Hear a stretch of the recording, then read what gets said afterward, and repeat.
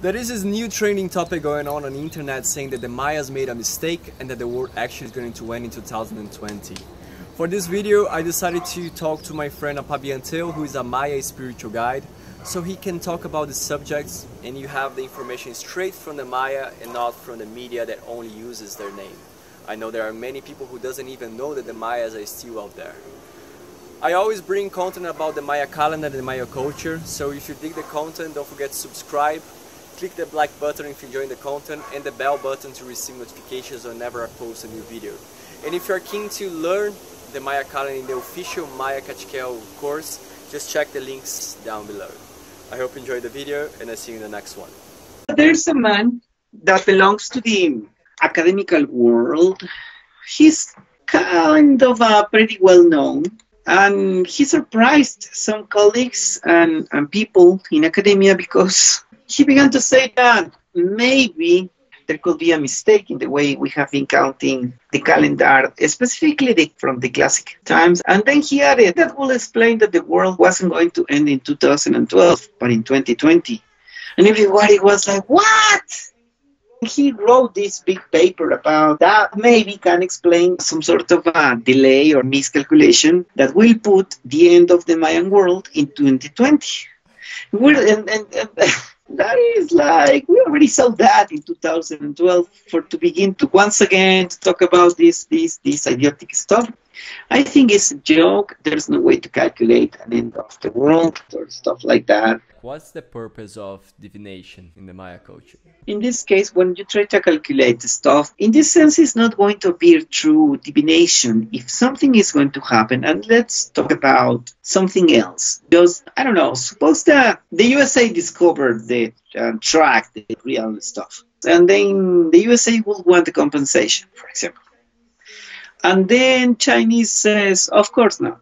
There's declarations go back and forth. And suppose like a war is going to happen. If you're going to follow that, you are not going to do it through the calculation of time with the seeds or what is called divination. What you will get idea of is going to be through dreams. In divination, you are not going to calculate this, but during dreaming, you can collapse time, and it's easier to get glimpses or ideas of what is going to happen in the future time, because there are some ways in which you understand that there are some already done events in the future that you can begin to perceive. And there's even a Mayan explanation that says that whenever something explodes in the future, that event produces reverberations. So your precognitions, dreams, and things is when you listen to those reverberations of an impact that is already being to be seen, but already built beyond time, which is a very interesting philosophical stuff. If you would want to know things about that, this is the key. Somehow, when you do divination with seeds and crystal quartz or whatever that you use, there are so many techniques, although you can be concentrated and also assisted by consciousness, or anyways, there's a way in which you are still you. Your consciousness is playing some sort of leading by the use of language, by the use of interpretations. Let's say it's a consciousness that is connected to the biological sense of being alive and conscious. But during dreaming, that sense is mostly 90% off, right? There could be a Fabian or there could be an Eduardo that is not really present over there. When the identity vanishes a little bit and then you enter into dreaming, there's still something in you that is a way of a living consciousness, or what we call Ushlab, that is a deep consciousness. And then you are not playing part of that. Finally, something is diluted in the identity or things that is not you in reality. There's something that you are not going to defend.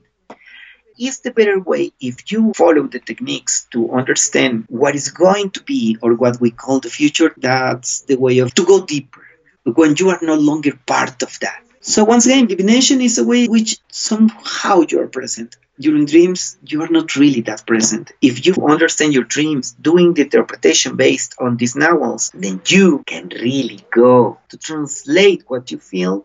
You ask for a dream as NAWAL to give clarity into the darkness. And the immediate result is that beyond you, future is clearer.